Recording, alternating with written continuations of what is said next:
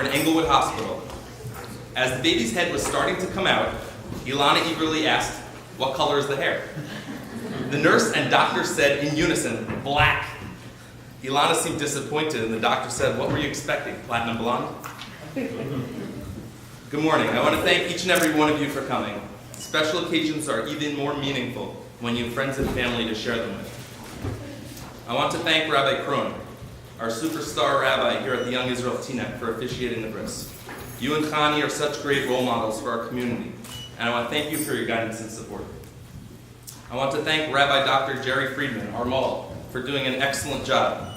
He is a colleague and a friend, and if anyone needs a kind and caring oral surgeon, he is your guy.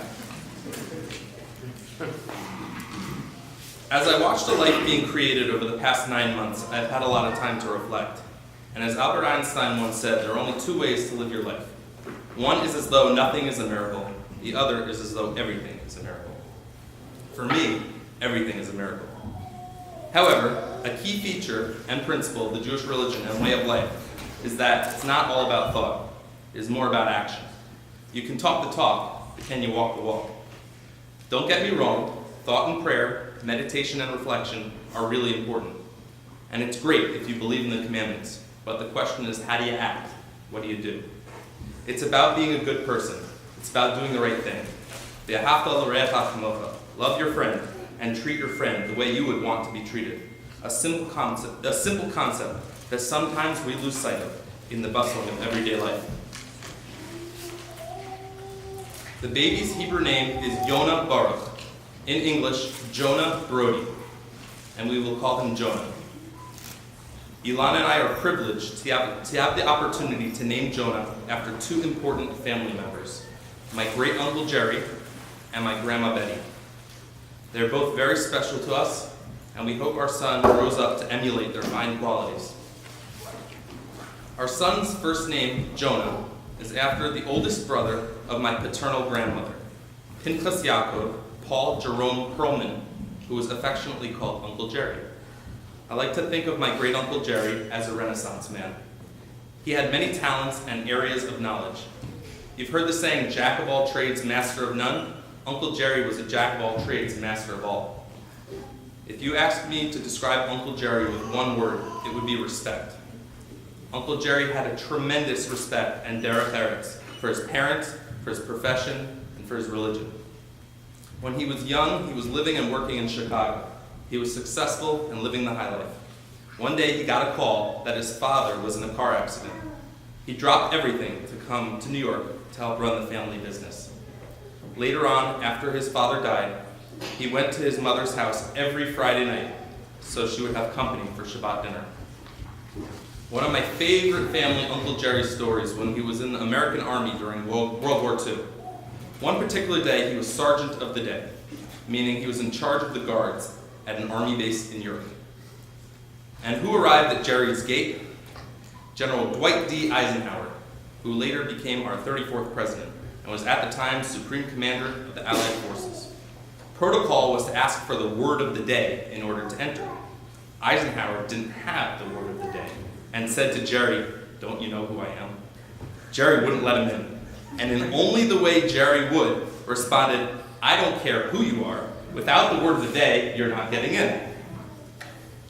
Needless to say, Eisenhower tried to have Jerry court-martialed. But after Eisenhower left, the head of the base told Jerry that he had done the right thing. Jerry wasn't afraid to criticize anyone or to get his point across. He was the type of person you did not want to get into a political debate with. Not because he had strong political opinions, which he did, but because he always knew more and was able to articulate his thoughts better than anyone else. Uncle Jerry taught me manners and proper table etiquette. To this day, I still correct Ilana on how to set the table properly. I can hear Jerry whispering in my ear, "Serve from the left and clear from the right." He was a very classy guy. I remember he wanted to buy our china set when we got engaged, and he called Ilana and asked, "Where are you registered?"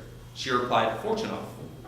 He said, "Honey, I haven't been in Fortunoff in 30 years, and today isn't going to be the day." He proceeded to buy it all from Bloomingdale's. Until the day he died, his mind was sharp as a tack. At the end, the only thing to slow him down was his body. He was the oldest employee of the federal government. Ironically, he worked full-time until he died at the age of 95. At the time, he was the oldest employee of the federal government. Ironically, he worked for the Office on Aging. He would joke that had he retired, he would have collected more from his pension than he was earning from his salary. But he continued to work full-time until he died at 95. Uncle Jerry was a great guy to sit around with, talk to, and learn history from. He was smart, well-rounded, and an excellent judge of character. He was a great man, he loved his family, and he was very well respected. I miss him very much. Our son's middle name, Baruch, is after my maternal grandmother, Bracha Liba, Betty Lee Katz, my Grandma Betty. Grandma Betty's 3 daughters and 5 grandchildren were the most important things in her life. She was very close with her family. Family was everything to her. Grandma Betty taught me many life lessons. From a very young age, Kibud Ava'im, the commandment of honoring one's parents, was embedded in my consciousness because I was able to watch the way my grandmother took care of her mother until the elderly age of 96. She did everything possible to keep her mother out of a nursing home. Betty used to stop at her mother's apartment every single day on the way home from work. Along the lines of loving her family and enjoying time spent with her children, she was a mainstay at our Shabbos table in Livingston. After we cleared the table, it was a tradition for us to play around in Trivial Pursuit, where it was rare to see her ever get a question wrong. And if she did, it certainly wasn't a sports question. On the rare occasion that I would win, there would be no one at the table more proud than my grandmother. Betty was a brilliant lady. She attended engineering school at Newark College of Engineering, which is now NJIT. But this was at a time when women didn't go to engineering school. There were a total of 3 or 4 women in the entire 4-year program. It shows how bright she was. She had a love for all kinds of knowledge, always striving to learn more. Grandma Betty was a student until the day she died. She was enrolled in classes and continued her education literally until the age of 78. She loved to learn, but she also loved to teach. She used to instruct me on various lessons of life over a game of Candyland. I'll never forget how she used to tell me, "Don't count your chickens before they hatch." When I was in 5th grade, I participated in a stock market game with other students in my class. I purchased a few stocks that did fairly well. However, I must attribute my ultimate success to my grandmother's keen intuition when it came to picking stocks. She let me in on a little-known secret that earned me a 2nd place ribbon, but earned her a considerable amount of money. She loved to invest in the stock market, but always cautioned me with her famous quote, "Don't put all your eggs in one basket." I learned a lot from Grandma Betty.